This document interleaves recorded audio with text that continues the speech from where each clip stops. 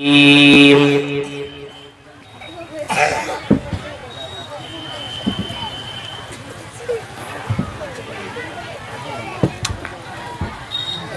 أيها الذين آمنوا قوا أنفسكم وأهليكم نارا وقودها الناس والحجارة عليها ملائكة غلاظ شداد لا يعصون الله ما أمرهم ويفعلون ما يؤمرون.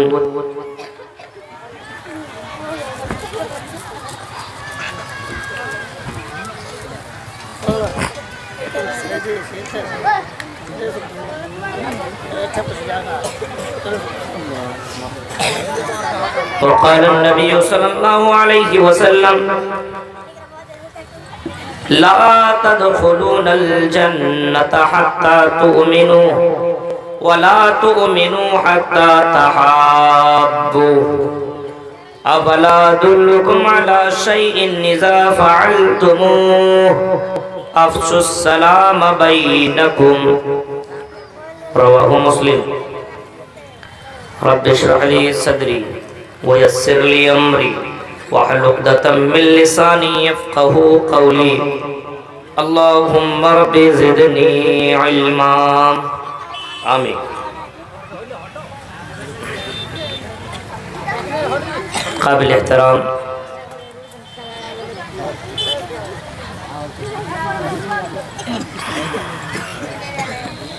صدر محترم صاحب حفظہ اللہ و تولا،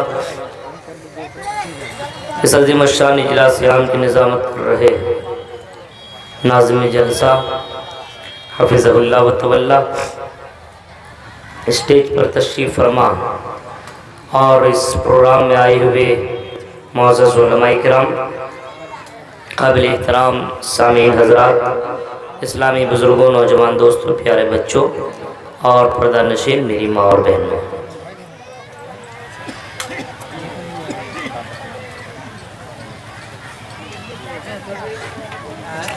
تمام قسم کی حمد و ثنا، کبریائی، بڑائی، بزرگی اس وحدہ لا شریک خالق کائنات مالک ارض و سما کے لیے لائق و زیبا ہے، جو ہم سب کا خالق و مالک ہے، جو پوری دنیا کا پالنہار ہے، عزت و ذلت کا مالک جو ہے، بعد درود و سلام کے بے شمار خون نشاور ہو عموماً تمام نبیوں پر، خصوصاً ہم سب کے نبی، آخری نبی جناب اکرم محمد عربی صلی اللہ علیہ وسلم پر، اللہم صلی علی محمد وعلی آل محمد کما صلیت علی ابراہیم وعلی آل ابراہیم انکا حمید مجید، اللہم بارک علی محمد وعلی آل محمد کما بارکت علی ابراہیم وعلی آل ابراہیم انکا حمید مجید۔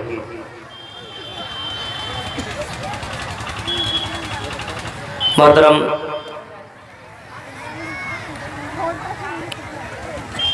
حاضرین کرام، مجھ سے پہلے آپ نے کئی مقررین کو سنا بنگالی زبان میں۔ آپ کے یہاں جب میں پہنچا تو آپ کے یہاں کوئی بنگالی مقرر ہے، وہ خطاب کر رہے تھے، تو مجھے سمجھ میں بات نہیں آ رہی تھی کیا کس کے اوپر انہوں نے خطاب کیا، میں جان نہ سکا۔ اس کے بعد بھی ہمارے ابھی مجھ سے پہلے جو خطیب تھے وہ بھی بنگالی ہی زبان میں کر رہے تھے، تو سمجھ میں مجھے بات نہیں آئی کہ کس موضوع پر انہوں نے خطاب کیا ہے۔ بہرکیف آپ کے سامنے جن لوگوں نے باتیں رکھی ہوگی، علماء کے سامنے ان کی موجودگی ہی میں باتیں رکھی ہے، تو ظاہر سی بات اس بات کا پورا یقین ہے کہ کتاب و سنت کی روشنی میں انہوں نے آپ کے سامنے خطاب کیا ہوگا۔ اللہ تعالیٰ سے دعا ہے کہ رب العالمین جو باتیں بتائی گئی ہے اور جو باتیں بتائی جا رہی ہے، ان باتوں کے پر ہم سب کو عمل کرنے کی پوری توفیق عطا فرما، آمین۔ بہت اچھا لگا کہ دھیرے دھیرے ایک پروگرام کا جو ماحول پوری رات بھر چلنے کا تھا، وہ دھیرے دھیرے کم ہوتا جا رہا ہے۔ بہت اچھی بات ہے، کیونکہ یہ 12 بجے تک 11 بجے تک ختم ہو جائے تو آدمی آرام کی نیند لے سکتا ہے، اور کل آنے والا دن کی اچھے سے وہ تیاری، اور کل کے دن کے لیے وہ کچھ بھی کر سکتا ہے، کیونکہ رات بھر جب سوئے گا تو آنے والا دن کے اندر آرام سے وہ کچھ کام کر سکتا ہے۔ لیکن کچھ جگہوں میں 2 بجے 2:30 بجے 3 بجے ختم کرتا ہے، نہ ادھر کا رہتا ہے نہ ادھر کا رہتا ہے، 2:30 3 ساڑھے 3 بجے 4 بجے آدمی کو ختم کرواتا ہے۔ ظاہر سی بات ہے اس وقت تک کوئی آدمی سوئے گا فجر کے وقت اٹھ نہیں سکتا ہے، بہت مشکل ہو جاتی ہے، پوری رات بھر جاگنا، اور پھر اس وقت آدمی سوئے گا تو فجر کی نماز آٹومیٹکلی اس کی جا سکتی چلی جاتی ہے، اور اس کے پھر ذمہ دار کون ہونا چاہیے؟ کہ مجھے بھی بتایا گیا یہاں کے پروگرام کے تعلق سے 10 ساڑھے 10 بجے آپ کو ملے گا خطاب کرنے کو، تو میں بھی بڑا خوش ہوا کہ چلو کم سے کم 10 ساڑھے 10 بجے آپ کے یہاں پروگرام کر لوں گا، اور 12 بجے تک 11:30 بجے تک یہاں سے نکل جاؤں گا میں 12 بجے تک۔ لیکن جو سسٹم اور جو ترتیب بنائی جاتی ہے اس کے اندر کبھی کبھی پورا آدمی نہیں اتر پاتا، بہرکیف یہ ہو جاتا ہے، مدرسے کی وجہ سے اور چندے کی وجہ سے یہ سارے حالات سامنے آتے ہیں۔ تو یہ بہت اچھا قدم ہے، اور ہونا چاہیے، بالکل ہونا چاہیے، 12 بجے تک بالکل ختم ہونا چاہیے، اس سے زیادہ پروگرام نہ کیا جائے، کیونکہ 12 بجے کے بعد مناسب بھی نہیں ہے، اور 12 بجے کے بعد انسانی ہوش حواس میں نہیں رہتا ہے، بہت سے لوگ سوئے رہتے ہیں، کوئی یہاں بیٹھا ہے، کوئی وہاں بیٹھا ہے، کوئی وہاں سگریٹ پی رہا ہے، کوئی وہاں موبائل چلا رہا ہے، کوئی وہاں لڑکی سے باتیں کر رہا ہے، کوئی وہاں لڑکے سے باتیں کر رہا ہے، تو پورا نظام درہم برہم ہو جاتا ہے۔ رات 12 بجے بعد چلانا ہی نہیں چاہیے، بالکل نہیں، یہ بہت اچھی بات ہے۔ دوسری بات، آپ کے یہاں جلسہ اتنے مقررین اور اتنے علماء ہیں، آپ اپنے یہاں کے علماء سے خطاب کروائیے، ان سے تقریر سنیے، ان سے خطاب کروائیے، اور جتنا دان پان اور جتنا کچھ دینا نذرانہ ان کو دیجئے۔ میں نے سنا ادھر کے مولویوں کو امامت کرایا جاتا ہے، مسجد کے اندر رکھا جاتا ہے، 4000 5000 3000 اس کو تنخواہ دی جاتی ہے۔ مدرسوں کے اندر مولویوں کو دیکھیے حالت، 5000 میں مولوی اسی میں پڑا ہوا ہے۔ کیوں؟ فرض ہے کیا پڑھانے کے بعد پڑھانا ہی پڑے، پڑھنے کے بعد پڑھانا ہی ضروری ہے؟ ایسا تھوڑی ہے، کہیں کوئی ایسی حدیث تھوڑی ہے کہ آپ نے پڑھ لیا تو ایک دم پڑھائی ہی۔ جب کہیں پہ ذلیل اور رسوا ہونا پڑے اس جگہ کو آپ چھوڑیے، وہاں پہ اور بزنس اور تجارت کیجئے۔ دعوت کے بہت سارے کام ہیں وہاں پہ آپ کر سکتے ہیں، فردن فردن دعوت کیجئے، لیکن بہت سارے عالموں کے ساتھ معاملات ایسے ہو جا رہے ہیں۔ میرے بھائیوں، ہمیں تو اپنوں نے لوٹا ہے۔ اس قوم کے علماء کی جس طریقے سے بے عزت ہو رہی ہے، اور جس طریقے سے علماء کے خون کو چوسا جا رہا ہے، اور جس طریقے سے علماء کے ساتھ رویہ اپنایا جا رہا ہے، بہت افسوسناک بات ہے میرے بھائیوں۔ عالموں کے ساتھ اتنا بدسلوکی میں نے نہ کبھی سنا تھا، نہ میں نے کبھی دیکھا تھا۔ آج کے حالات ایسے ہی ہے۔ مولوی صاحب کبھی جمعہ پڑھانے کے بعد کوئی مولانا چلے گا اپنے گھر کے اندر، اور ایک دن کے بعد آ گئے سیکریٹری جس کو الف سے یا تک نہ آتا وہ ٹوکتا ہے اس کو، مسجد کے ذمہ داران کو جس کو الحمدللہ کا ترجمہ نہیں آتا وہ اپنے عالم سے بحث بازی کرے گا، اور ایسا نوکر کی طرح اس کے ساتھ رویہ اپناتا ہے۔ میرے بھائیوں، مدرسے کے ذمہ دار بن گئے، سیکریٹری صدر کچھ بھی بن گیا، تم اپنے عالموں کے ساتھ اچھے سے بات نہیں کرے، لگتا ہے یہ غلام نوکر ہے۔ حالانکہ محمد رسول اللہ اپنے آخری سمے میں فرمایا تھا وما ملکت ایمانکم، اپنے ورکر کے ساتھ اچھا سلوک کرنا، ورکر کے ساتھ۔ یہ تو علماء ہے، العلماء ورثۃ الانبیاء، تو اپنے یہاں کے علماء کی قدر کیجیے، اور اپنے یہاں کے علماء کو وہ مقام دینے کی آپ کوشش کریں، تب آپ ہمارا اور آپ کا یہ سماج بالکل سدھر سکتا ہے۔ ہمارے اندر بہت ساری کمیاں آئی ہوئی ہے، بہت ساری گڑبڑیاں آئی ہوئی ہے، بہت ساری باتیں سمجھ میں آتی ہے میرے بھائیوں، اور طرح طرح کی باتیں عوام کی دلوں کے اندر ڈالی جا رہی ہے۔ یہ مولانا ایسا، تو یہ مولانا ایسا، تو یہ مولانا ایسا، تو وہ مولانا ایسا، یہ مولانا اتنا پیسہ لیتے، وہ مولانا اتنا پیسہ لیتے، وہ ایسے مولویوں کو بلانے کی ضرورت نہیں ہے۔ اپنے یہاں کے عالموں کو آپ بلائیے، اپنے یہاں کے مولویوں کو آپ رکھیے، باہر کے مولانا کو بلا کر کے کوئی فری میں آپ کو آ کر کے کوئی تقریر نہیں کرے گا۔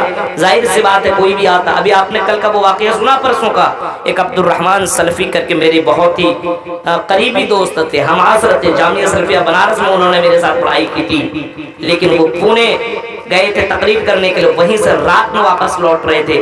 ظاہر سی بات ہے جمعے کے دن ان کو خطبہ دینا تھا، پریشر اتنا ہوتا، مولوی صاحب آپ جا رہے ہیں تقریر کرنے کے لیے کوئی بات نہیں، لیکن جمعہ آپ کو پڑھانا پڑے گا، ڈیوٹی آپ کو کرنی پڑے گی۔ ہمارے ساتھ بھی کچھ معاملات ایسے بھی ہیں، ہم نکلتے ہیں، ہمارے ساتھ بھی ڈیوٹی جڑا ہوا ہے، ہم کو بھی ڈیوٹی کرنی رہتی ہے۔ تو رات کے سمے جا رہے تھے کہ اچانک تو نے ہائی وے کے اندر ایکسیڈنٹ اور ایسی دردناک واقعہ، میرے بھائیو پورے واٹس ایپ اور سوشل میڈیا کے اندر باقاعدہ بہت تیزی کے ساتھ یہ وائرل ہو رہا ہے، اور یہاں کے اساتذہ کو شاید یہ بات معلوم ہوگی، بالکل عبد الرحمن صاحب پہ انتقال ہو گیا اور اسی دوران انتقال کر گئے، اور اتنا دردناک وہ واقعہ ہے اور اتنا دردناک ان کی تصویر ہے کہ اس کو آپ کے سامنے بیان نہیں کیا جا سکتا ہے۔ تو آدمی کو لگتا ہے کہ مولانا ایسے آتے ہیں، کچھ نہیں میرے بھائیو، کتنی پریشانیاں اٹھانی پڑتی ہے آنے میں جانے میں، اور جلسوں کے اندر گئے تو کہیں کہیں ایسا معاملہ ہوتا ہے کہ جہاں پہ کبھی کوئی رہتا ہی نہیں، وہاں سونے کے لیے دے دیا۔ اب وہاں سوئے میں 10-20 آدمی سامنے بات کرے گا، گپ کرے گا، چلائے گا، چیخے گا، آپ کو نیند بھی نہیں آئے گی، اور آپ کو تقریر کا موقع دے گا 2 بجے رات کو۔ اب بتائیے 2 بجے تک آپ کو 9 بجے سے 8 بجے سے جگا کر کے 9 بجے تک رکھے گا، اور 2 بجے بولے گا تقریر کرنے کے لیے، میرے بھائیو اتنا آسان نہیں ہے۔ اور 2 بجے تقریر کرنے مولوی صاحب 2 گھنٹہ بولنا ہے، کم نہیں، 25,000 30,000 20,000 پیسہ لے رہے ہیں، پورا فل وصولی کریں گے پوری تقریر۔ آپ کو نہ آرام دیا جائے گا، نہ آپ کو صحیح سے کھانے دیا جائے گا۔ میرے بھائیو بتائیے یہ ظلم نہیں ہے تو اور پھر کیا ہے؟ بہت سارے معاملات ہوا کرتے ہیں، ہم تو چاہتے ہیں کہ بالکل پروگرام علاقائی لیول پہ ہو، اور اپنے یہاں کے علماء سے کرائیے، اور ہر حال میں کرائیے۔ بڑے دور دراز سے کوئی مولانا آ جائے تو ضروری نہیں کہ اسے سے ہدایت ملے گی، ہدایت دینے والی ذات اللہ تعالیٰ کی ہے، اور اللہ تعالیٰ جس کو چاہتا ہے، جس کے ذریعے سے چاہتا ہے ہدایت دے سکتا ہے۔ انک لا تہدی من احببت، محمد بھی صلی اللہ علیہ وسلم بھی کسی کو چاہے کو ہدایت نہیں دے سکتے، ولیکن اللہ یہدی من یشاء، لیکن اللہ جس کو چاہے گا اس کو ہدایت ملے گی۔ ہدایت مانگنی چاہیے، ہر وقت اللہ تعالیٰ سے ہدایت مانگنی چاہیے۔ تو میرے بھائیو یہ بہت اچھی بات ہے، ابھی ہمارے ناظم جلسہ صاحب بڑے اچھی بات کہہ رہے تھے، ایسے مقررین کو بالکل نہ بلایا جائے، اور ہرگز نہ بلایا جائے۔ آپ سے میری گزارش ہے، آپ ایسے مقررین اپنے یہاں پیدا کیجئے، ایسے اپنے یہاں ایسے خطیب پیدا کریں، ایسے مولانا لوگوں کو پیدا کریں، اور ایسے عالم کو پیدا بنائیے، آپ ان کو سہارا دیجئے، مضبوط کیجئے اس کے ہاتھ کو، اس کو آپ اس اعلیٰ لیول پر پہنچائیے کہ وہ بھی اس ڈنکے کے چوٹ پر وہ بھی بول سکے۔ آج کوئی کسی کے پیروں تلے، کسی کے نیچے ہے، بول نہیں پا رہا، ہم بولیں گے تو ہمارے سیکریٹری ہمارے اوپر غصہ ہو جائے گا، ہمارے اوپر ہمارے جو رہنما، ہمارے رہبر، ہمارے آقا اور ہمارے یہ ہمارے اوپر ظلم کرنے لگیں گے، اس وجہ سے ہم کچھ نہیں بولیں گے۔ مولوی صاحب آپ ہی تھوڑا بول دیجئے گا کہ اماموں کی تنخواہ اتنی کم کیوں ہے، مدرسے میں مولویوں کے ساتھ اتنا کم کیوں دیا جا رہا ہے، اور تو اور تنخواہ نہیں ملتی ہے، رمضان میں چندہ کے لیے بھیج دیا جاتا ہے، جائیے چندہ کیجئے، اپنی تنخواہ کاٹ دیجئے۔ یہ ہے حالت، یہ سچائی خبر میں آپ کو بتا رہا ہوں، یہ حالت ہے میرے بھائیوں۔ اور آپ یہ سوچئے کوئی آدمی کسی کو اتنا آسان نہیں کہ مولوی کو پیسہ دے دے، مولوی کو پیسہ دے، ہو ہی نہیں سکتا ہے۔ سب سوچتا ہے سب سے زیادہ فری اور سب سے زیادہ آسان اس دور میں اگر کوئی ہے تو وہ مولوی ہے، صرف مولوی، اس سے ہر طریقے سے فائدہ اٹھایا جاتا ہے۔ آج بتائیے کورونا کے اس دور کے اندر مجھے معلوم ہے 2 سالہ کورونا کی زندگی آپ نے بھی کاٹی ہے اور ہم نے بھی کاٹی ہے۔ کون سے آدمی ہے جس نے کبھی فون کر کے، اتنے عالم بیٹھے ہوئے، کوئی بھی ہم کو بتائیے کہ کسی نے آپ کو فون کر کے بولا مولوی صاحب آپ تو مدرسے میں پڑھا نہیں رہے، آپ کو تو پیسہ ویسا کچھ مل نہیں رہا، میری طرف سے 5,000 لیجئے، 10,000 لیجئے، 20,000 لیجئے؟ ایسا نہیں ہے میرے بھائیو، اللہ ماشاءاللہ کسی کے ساتھ ہوا ہو، لیکن 2 سال تک کسی نے فون تک یہ بھی نہیں پوچھا کس پوزیشن میں۔ میرے بھائیو غور کیجئے، آپ اس قوم کے رہبر اور اس قوم کے جو عالم اور علماء ہیں ان کے ساتھ کیا رویہ ہے آپ سوچ سکتے ہیں۔ مدرسوں میں پڑھانے والے اساتذہ کو آدھی تنخواہ دی جاتی تھی، آدھی بھی نہیں، اور کہا گیا ابھی اب نہیں جائیے، بعد میں دیکھا جائے گا۔ مسجدوں سے نکلنا پڑا، کئی علماء کو ہم نے دیکھا اور آج بھی ہمارے پاس وہ پروف اور ثبوت ہے کہ وہ ٹھیلے کے اندر سبزی بیچ رہے ہیں، آج وہ رکشہ چلا رہے ہیں، بہت سے مولوی بھیک مانگ رہے ہیں۔ میرے بھائیوں ذرا سوچئے، اگر کوئی عالم اس مقام تک اگر پہنچتا ہے تو بہت کٹھنائیوں کا سامنا کرنا پڑتا ہے، بہت کچھ حالات اس کے ساتھ بہت کچھ ہوتے ہیں۔ آپ کے یہاں کشن گنج تک آنے کے لیے مجھے کتنی پریشانی ہوتی ہے یہ اللہ جانتا ہے، صحیح سے سو نہیں پاتے، صحیح سے آرام نہیں ہو پاتا، صحیح سے کھانا نہیں کھا پاتے، صحیح سے کچھ نہیں کر پاتے، اور اس کے باوجود بھی اگر کوئی آدمی کئی جگہوں پہ اگر پہلے آپ آنے جانے کے اگر آپ نے کرایہ نہیں لیا، مولوی صاحب چندہ ہی نہیں ہوا لیجیے اتنا، اب آپ کیا بولیے گا؟ کچھ نہیں بول سکتے آپ۔ کئی جگہوں پہ یہ معاملات ہو چکے ہیں۔ ابھی ایک اچھے مقرر، ابھی میں نام نہیں بتاؤں گا، وہ آئے تھے، بات بہت لمبی چھوڑی ہوئی تھی، لیکن میرے چندہ نہیں ہوا، 8,000 7,000 اس کو تھما دیا، اور کہاں فلیٹ سے آئے، فلیٹ سے گئے۔ میرے بھائیوں کچھ لوگوں کے ساتھ ایسے معاملات کر دیتے۔ زبان کے ویلو تو عوام چھوڑیے، مولوی بھی اپنی زبان کا پکا نہیں ہے۔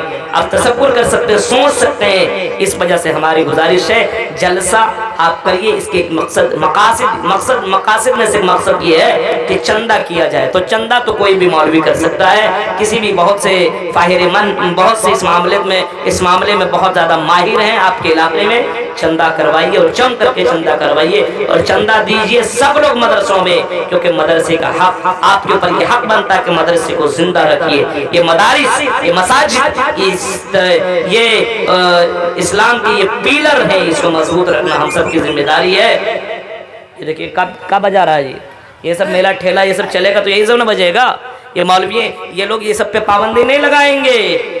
جلسے اور جلوس کے، یہ جلسوں اور جلوس کے اندر جلسے کے اندر جو یہ اس طریقے سے میلے اور ٹھیلے لگتے ہیں، اس کے اوپر بھی پابندی لگی، اس کے اوپر بھی پابندی لگی۔ جو لڑکے اور بہت سے جگہ میں اختلاط کا معاملہ ہوتے ہیں اس کے اوپر بھی پابندی لگے۔ میرے بھائیوں بہت سارے معاملات ہوا کرتے ہیں۔ میں نے قرآن کریم کی آیت آپ کے سامنے سورہ تحریم کی آیت نمبر 6 میں نے آپ کے سامنے تلاوت کی ہے۔ اس آیت کو پہلے دیکھیے۔ یا ایھا الذین آمنوا قوا انفسکم واہلیکم نارا، ایمان والو تم اپنے آپ کو اور اپنے پریوار والے کو دونوں کو جہنم کی آگ سے بچاؤ۔ ایمان والو اپنے آپ کو اور اپنے پریوار والے کو دونوں کو جہنم کی آگ سے بچاؤ، دونوں کو بچاؤ۔ کون کہہ رہا ہے؟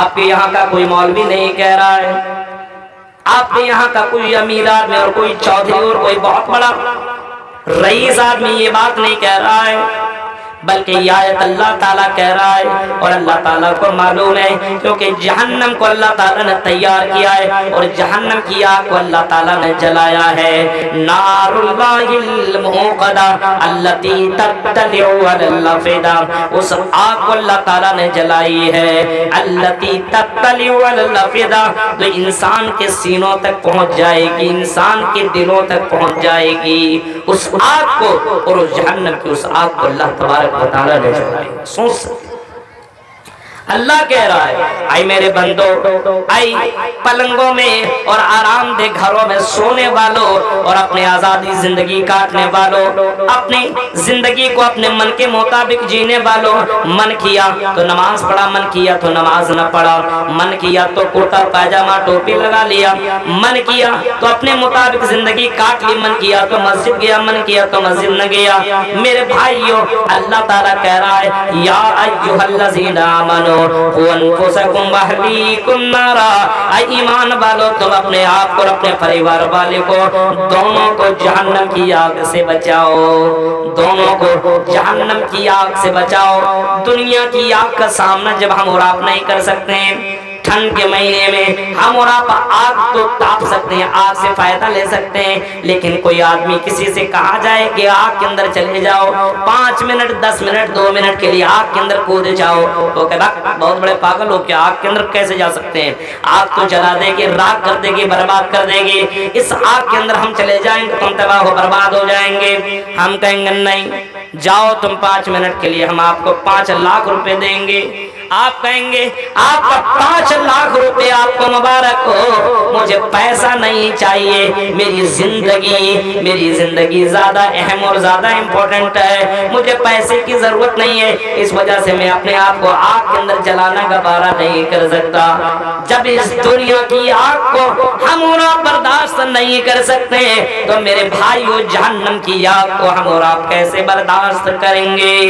جب ہم برداشت نہیں کریں گے، جن بچوں کو ہم بچا کر کے رکھتے ہیں اور اپنے بچوں کی پوری طریقے سے ہم اس کی سیفٹی کرتے ہیں، اس کی حفاظت کرتے ہیں، اس کے اوپر کیئر کرتے ہیں، دھیان دیتے ہیں کہ کہیں میرا بچہ جل نہ جائے، کہیں میرا بیٹا کہیں آگ کے اندر چلا نہ جائے، اس بچے کو بچانے کی کوشش کرتے ہیں اور آگ سے بچاتے ہیں۔ تو میرے بھائیو ذرا بتاؤ، دنیا کی آگ سے بچانے کے لیے اتنی کچھ محنت کر رہے ہو تو جہنم کی آگ سے بچانے کے لیے کتنی محنت ہو رہی ہے، کتنی محنت ہو رہی ہے۔ قرآن کہتا ہے یا ایھا الذین آمنوا قوا انفسکم واہلیکم نارا، ایمان والو تم اپنے آپ کو اور اپنے پریوار والے کو دونوں کو جہنم کی آگ سے بچاؤ۔ اور اللہ کے نبی صلی اللہ تعالیٰ علیہ وسلم نے فرمایا اتقوا النار اتقوا النار اتقوا النار۔ اٹھائیے بخاری شریف مسلم شریف کے اندر امام احمد ابن حنبل اپنے مسند کے اندر بھی بیان کیا اتقوا النار اتقوا النار اتقوا النار۔ آپ نے فرمایا لوگوں اپنے آپ کو جہنم کی آگ سے بچاؤ، اپنے آپ کو جہنم کی آگ سے بچاؤ، یا اپنے آپ کو جہنم کی آگ سے بچاؤ ولو بشق تمر، اگر اللہ کے راہ میں کھجور بھی دے کر کے اپنے آپ کو بچا سکتے ہو تو بچا لو، کیونکہ جہنم کی آگ بہت ہی ڈینجر اور بہت ہی خطرناک ہے۔ میرے بھائیو ذرا تصور کیجئے، سوچئے، قرآن چیخ کر کے کہہ رہا ہے او دنیا والو، وہ جہنم کی آگ بھڑکنے والی آگ ہے، نار حامیہ، اور کہیں فرمایا لواحۃ للبشر، وہ جہنم کی آگ انسان کی چمڑی کو جلا کر کے ادھیڑ دے گی، اس کو راکھ کر دے گی۔ کہیں قرآن تو کہتا ہے نار حامیہ، کہیں کہتا ہے نارن تلظا۔ یہ ساری آیت اس بات کے پر پروف ہے کہ جہنم کی آگ بہت ہی خطرناک اور بہت ہی ڈینجر ہے۔ تو میرے بھائیو اپنے آپ کو اور اپنے پریوار والے کو جہنم کی آگ سے بچاؤ۔ اب کیسے بچائیں؟ گناہ پہ گناہ کر رہے ہیں تو بچیں گے کیسے؟ آپ کو معلوم ہے جنت کے اندر مومن جائے گا، گنہگار نہیں جائے گا۔ جنت میں جانے کے لیے مومن ہونا ضروری ہے۔ لا تدخلون الجنت حتی تؤمنوا، جنت کے اندر جا نہیں سکتے ہو جب تک کہ مومن نہ بن جاؤ، جب تک کہ ایمان والے نہ بن جاؤ، جب تک کہ اللہ اور اس کے رسول کے اوپر ایمان نہ لے آؤ، اس وقت تک تم جنت میں جا نہیں سکتے ہو جب تک کہ تم مومن نہ بن جاؤ۔ ایمان کا ہونا ضروری ہے، ایمان والا ہونا ضروری ہے، ایمان والا ہی جنت کے اندر جائے گا اور جہنم سے بچے گا۔ تو میرے بھائیو ذرا تصور کیجئے اور سوچئے، کیا ہم اور آپ ایمان والے ہیں؟ ہم اور آپ ایمان والے ہیں کہ نہیں ہے؟ ہمارا اور آپ کا ایمان اللہ کے اوپر ہے، رسول کے اوپر ہے، یوم آخرت کے اوپر ہے، جزا اور سزا کے دن کے اوپر ہے، تو کیسا ایمان ہے؟ آج ہمارا ایمان اتنا کمزور ہے کہ مسجد تک نہیں پہنچا پا رہا ہے۔ جو ایمان ہمیں مسجد تک نہ پہنچائے وہ ایمان کا جنت تک پہنچائے؟ سوچ سکتے ہیں آپ، پیسے والے لوگ موجود ہیں، جنت کی بشارت دی جا رہی ہے، لیکن آدمی پیسہ نکالتا بہت سوچ سمجھ کر کے۔ مسجد میں دینے کی بات، ایک آدمی مسجد بنا سکتا ہے، ایک آدمی، لیکن میں کہتا ہوں اس علاقے کے اندر اور یہ بہار کے اندر اکثر و بیشتر میں ہر جگہ زیادہ تر سعودی عربیہ سے ہی مسجد آتے اور وہیں سے مسجد دے دیا جاتا کسی مولوی کو مدنی کے ہاتھوں میں، اور مسجد بنا رہا۔ بتائیے مسجد آپ نہیں بنا سکتے ہیں، اتنا پیسہ نہیں، سعودیہ کے فنڈ سے بنوایا جاتا ہے۔ کیوں سعودیہ کے فنڈ سے مسجد بنوائی جاتی ہے؟ جب معلوم ہے من بنا للہ مسجدا بنى اللہ لہ بیتا فی الجنہ، جب معلوم ہے کہ جس نے مسجد بنائی اللہ کے لیے تو اللہ تعالیٰ اس کے لیے جنت میں گھر بنائے گا۔ یہ معلوم ہے جو آدمی اللہ کے لیے گھر بنائے گا تو اللہ تعالیٰ جنت میں بھی اس کے لیے گھر بنائے گا۔ اب ہمارے جیب سے پیسہ ہی نہیں نکل رہا ہے، ہمارے اور آپ کے جیب سے پیسہ ہی نہیں نکلتا ہے۔ ایک آدمی کہنے لگا مولوی صاحب عوام لوگ تو بہت چندہ دیتی ہے، بہت، آج تک کسی مولوی کو چندہ دیتے ہوئے نہیں پایا ہوں، کسی مولوی کو میں نے چندہ دیتے ہوئے نہیں دیکھا۔ اس وجہ سے میری گزارش ہوتی ہے جہاں بھی کہ عالم علماء بھی، ٹھیک ہے آپ کی تنخواہ 5000 ہے، آپ 200 چندہ دیجئے، لیکن ضرور دیجئے، ضرور دیجئے، لکھائیے عوام کو، عوام کے اندر جو اس کے ذہن و دماغ کے اندر یہ گندگی بیٹھی ہوئی اس کو صاف کرائیے۔ چندہ، ارے مولوی صاحب خالی چندہ لیتے ہیں، خالی چندہ لیتے ہیں، چندہ دیتے نہیں، کیا مولویوں کے لیے چندہ نہیں ہے؟ میرے بھائیو ایسا نہیں ہونا چاہیے، بالکل ہمارے اور آپ کی ذمہ داری ہوتی ہے کہ ہم قوم کے لیے ہم قوم کے لیے آئیڈیل بنے۔ ذرا سوچئے، ذرا سوچئے، اللہ کے نبی صلی اللہ علیہ وسلم فرماتے ہیں من بنا للہ مسجدا بنى اللہ لہ بیتا فی الجنہ، جس نے اللہ کے لیے گھر بنائے، اس کو جس نے اللہ کے لیے گھر بنایا، اللہ تبارک و تعالیٰ اس کے لیے جنت میں گھر بنائے گا۔ ہم اور آپ مسجد کے لیے جب پیسہ دینے کی بات آئے تو 5 روپے، 10 روپے، 50 روپے، اب بتائیے کوئی آدمی آپ کو یہاں گاؤں میں اعلان کر دے مسجد سعودیہ سے ہم بنوا دیں گے، اس کو بولو نہیں، ہمیں نہیں چاہیے تمہارے سعودیہ کے فنڈ سے مسجد، ہم اپنے پیسے سے بنائیں گے۔ جب ہم گھر بنا سکتے ہیں، بلڈنگ بنا سکتے ہیں، ایک ایک آدمی جب بلڈنگ بنوا سکتا ہے اپنے گھر کے اپنے لیے، تو میرے بھائیو ایک مسجد پورے گاؤں والے مل کر کے نہیں بنا سکتے ہیں؟ بنا سکتے ہیں، لیکن ایمان کی کمزوری ہے۔ مدارس نہیں چلا سکتے، ایک مدرسہ آپ نہیں چلا سکتے ہیں میرے بھائیو، چلا سکتے ہیں، ایمان کی کمی ہے، ایمان کی کمی ہے۔ آج آپ سے چندہ لینے کے لیے نہ جائے تو کوئی آدمی مدرسے میں چندہ نہ دے، یہ ایمان کی کمزوری ہے۔ آپ کی ذمہ داری بنتی ہے اگر آپ کے گاؤں کے اندر مدرسہ ہے، اس مدرسہ میں جا کر کے خود چندہ دیجیے۔ ضروری نہیں کہ مولوی آپ کے پیچھے پیچھے رسید لے کر کے بھاگے اور آپ سے ریکویسٹ کرے، گزارش کرے کہ دو دو دو، یہ کہنے کی ضرورت نہیں ہے، کیونکہ ایمان والا وہ ہے، ایمان والا وہ ہے جو اللہ کے لیے دیتا ہے، من اللہ کے لیے دیتا ہے، اور ایمان والا ہے جو ہے وہ اللہ کے لیے منع بھی کرتا ہے۔ یا ایھا الذین آمنوا قوا انفسکم واہلیکم نارا، ایمان والو تم اپنے آپ کو اپنے پریوار والوں کو جہنم کی آگ سے بچاؤ۔ جہنم کی آگ سے بچنا ہے تو ایمان کا ہونا ضروری ہے، ایمان والا ہونا ضروری ہے، ایمان والا ہونا ضروری ہے کہ اللہ تبارک و تعالیٰ کی ذات ہے، مرنا ہے اور اللہ تعالیٰ کے پاس جانا ہے، یہی تو ایمان ہے۔ مرنے کی بعد ہمیں اللہ کے پاس جا کر کے اپنی زندگی کا حساب دینا ہے، ہمیں ایک ایک منٹ کا، ایک ایک سیکنڈ کا اللہ کے یہاں جا کر کے حساب دینا پڑے گا۔ ہر کسی کے دل کے اندر یہ بات بیٹھنی چاہیے، ایک مولوی کے دل کے اندر بھی، ایک عوام کے دل کے اندر بھی یہ بات بیٹھنی چاہیے، مرد ہو یا عورت، ہمیں مرنا ہے اور اللہ کے پاس جا کر کے اپنے زندگی کا حساب ہمیں دینا پڑے گا، حساب دینا پڑے گا۔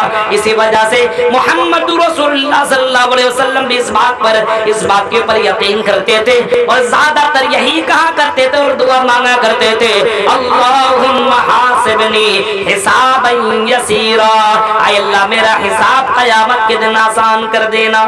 جب اللہ تبارک و تعالیٰ بندے سے پوچھے گا میرے بندے میں نے تمہیں اتنی زندگی دی، تم نے وہ زندگی کو کہاں گزارا، کیسے گزاری یہ بتاؤ، تم نے مال کہاں سے کمایا، اللہ تعالیٰ پوچھے گا کیا جواب دو گے، اور اس مال کو تم نے کہاں خرچ کیا یہ بھی تم سے سوال کیا جائے گا، یہ بھی پوچھا جائے گا۔ جو تم نے تقریریں سنی، جو تم نے پڑھا، جو تم نے سیکھا، اس کے اوپر کتنا عمل کیا، ماذا عمل فیما علم، بتاؤ تم نے جو سنا اور جو تم نے سیکھا اس کے اوپر تم نے کتنا عمل کیا، یہ بھی تو بتاؤ۔ یہ سوالات ہوں گے میرے بھائیو، یہی تو ایمان ہے۔ اس بات کے پر ایمان ہونا چاہیے کہ قیامت کے دن اور میدان محشر میں یہ سارے سوالات ہوں، ایمان ہی نہیں ہے اس کے اوپر۔ آج جہنم سے آدمی کیسے بچے گا؟ ہندو دھرم کے اندر تو بہت ساری باتیں ہوتی ہے، جتنا پاپ کر لو، کچھ بھی کر لو، جو چاہو سو کر لو، گنگا کے اندر ڈبکی لگا سب پاپ دھل گیا، ہے نا؟ تیرتی یاترا کرتویہ، ہندو دھرم کی کتاب میں دور کا سفر کرو، گنگا کا سفر کرو اور اسی گنگا کے اندر ڈبکی لگا لو، تیرے پاپ دھل جائیں گے۔ گنگا کے اندر ڈبکی لگا لو، پاپ دھل جائیں گے۔ ہمارے یہاں ایسا ہے، کوئی گنگا ایسا ہے ڈبکی لگا لو پاپ دھل جائیں گے؟ وہ تو حج والا معاملہ، حج کرنے کے لیے جائیے اور حج اگر آپ کا قبول تو اس کے بارے میں اللہ کے نبی نے فرمایا کہ وہ ایسی ہو جاتا ہے جیسے کوئی ماں کے پیٹ سے بچہ نکلتا ہے، ویسے اس کی حالت ہو جاتی ہے۔ شرط یہ اس کا وہ حج قبول ہو جائے۔ ابھی حج کہاں سے قبول، ابھی حج کرنے گیا ہی نہیں ہے، آدمی اس کو حاجی صاحب بولنے لگتے، تب سے بڑا خوش ہو جاتا حاجی صاحب بولنے لگا۔ آج کل ایک عبادت بھی لوگ کرتے ہیں، وہ بھی ریاکاری، اس کے اندر بھی دکھاوا ہے، اس کے اندر بھی ریاکاری ہے، اس کے اندر بھی دکھاوا ہے۔ میرے بھائیو ذرا سوچئے، ہندو دھرم کے اندر ڈبکی لگا لو، ہاں پاپ دھل گیا، اب یہ صبر کے اندر جائے گا، اب یہ نرک سے بچ گیا۔ ہمارے یہاں ایسا نہیں ہے، جنت میں جانا ہے، لا تو جب تک کہ تم ایمان والے بن نہ جاؤ تب تک کہ تم جنت میں جا نہیں سکتے ہو، ایمان والا ہونا ضروری ہے۔ آپ یہاں پہ موبائل چلے رکھ کر کے چلے جائیے، رکھ کر کے صبح میں آپ آئیے، موبائل آپ کو نہیں ملے گا، اور پھر اعلان کیجئے کس نے لیا، نہیں دے گا آپ کو، یہ ایمان والے لوگ ہیں۔ آپ یہاں اکثر جگہوں پہ، مسجد میں کئی جگہوں پہ جانے کا اتفاق ہوتا ہے، مولوی صاحب جوتا یہاں مت رکھیے گا، یہاں رکھیے، کیوں؟ ارے بہت سے لوگ آتے ہیں پرانے جوتا چپل پہن کر کے آتے ہیں، نئے چپل اور جوتا لے کر کے چلے جاتے ہیں، مسجد میں بھی جاتے ہیں، وہاں بھی چوری، مسجد میں بھی چوری۔ اب سوچئے ہمارا اور آپ کا ایمان کتنا کیسا ہے، آپ سوچ سکتے ہیں یہ کون لوگ ہیں، یہ ہم ہی میں سے ہیں، ہم ہی میں سے ہیں۔ ذرا سوچئے میرے بھائیو، یا ایھا الذین آمنوا قوا انفسکم واہلیکم نارا، ایمان والو خود کو اپنے آپ کو جہنم کی آگ سے بچاؤ، کیونکہ سب سے بڑا عقل مند اور سب سے بڑا چتر اور چالاک آدمی وہ ہے جو مرنے کے بعد جنت کے اندر چلا جائے اور جہنم سے بچ جائے۔ سب سے بڑا کامیاب آدمی وہی ہے جو مرنے کے بعد جنت میں چلا جائے اور جہنم کے اندر چل جائے، کیونکہ جہنم سے بچ جائے اور جنت کے اندر چلا جائے۔ سب سے بڑا کامیاب اور سب سے بڑا سکسسفل آدمی وہی ہے۔ اللہ تعالیٰ فرماتا ہے فَمَنْ زُحْزِحَ عَنِ النَّارِ وَأُدْخِلَ الْجَنَّةَ فَقَدْ فَازَ، جو آدمی جہنم سے بچا لیا گیا اور جنت کے اندر چلا گیا، سب سے بڑا کامیاب آدمی وہی ہے جو جنت کے اندر انٹری کر گیا اور جہنم سے بچ گیا۔ اس سے بڑھ کر کے سکسس کا آدمی کوئی نہیں ہے۔ اللہ کے نبی صلی اللہ علیہ وسلم نے بھی ایسے آدمی کو اور ایسے لوگوں کو چتر و چالاک اور عقل مند کہا ہے جو لوگ دنیا کے اندر رہ کر کے آخرت کی تیاری کرتے ہیں۔ الکیس من دان نفسہ وعمل لما بعد الموت، سب سے بڑا عقل مند اور سب سے بڑا چتر و چالاک آدمی وہ ہے جو مرنے کے بعد بھی زندگی کی تیاری کرتا ہو، مرنے کے بعد بھی زندگی کی تیاری کرتا ہو۔ اس سے بڑھ کر کے چتر و چالاک آدمی کوئی دوسرا نہیں ہے۔ سب سے بڑا ہوشیار اور سب سے بڑا چتر و چالاک وہ ہے جو مرنے کے بعد کی زندگی کی تیاری کرتا ہو۔ مرنا تو ہے، یہ تو یقینی چیز ہے۔ ثم انکم بعد ذلک لمیتون، اللہ کہتا میرے بندو تمہیں اس کے بعد تمہیں مرنا ہے۔ پوری کنڈیشن بتائی گئی ہے، تم رحم مادر میں گئے، تمہارے ماں باپ تم کو اس طریقے سے پیدا کیا، اور پھر پیدا کرنے کے بعد اللہ تعالیٰ کہتا ثم انکم بعد ذلک لمیتون، اے میرے بندو اس کے بعد تمہیں مر جانا ہے۔ ثم انکم یوم القیامت تبعثون، اور اس کے بعد قیامت کے دن تمہیں اٹھایا جائے گا اور میدان محشر میں تمہیں جمع کیا جائے گا۔ یہ قرآن کریم کے اندر یہ چیزیں موجود ہے، اور کئی جگہوں کے اندر اللہ تعالیٰ کہتا ہے اے میرے نبی، اے نبی، یہ کفار مکہ کا یہ عقیدہ ہے، زعم الذین کفروا ان لن یبعثوا، یہ کفار مکہ یہ کہتے ہیں کہ ہمیں دوبارہ زندہ نہیں کیا جائے گا۔ اے نبی کہہ دو قل بلی وربی لتبعثن ثم لتنبؤن بما عملتم، اے نبی کہہ دو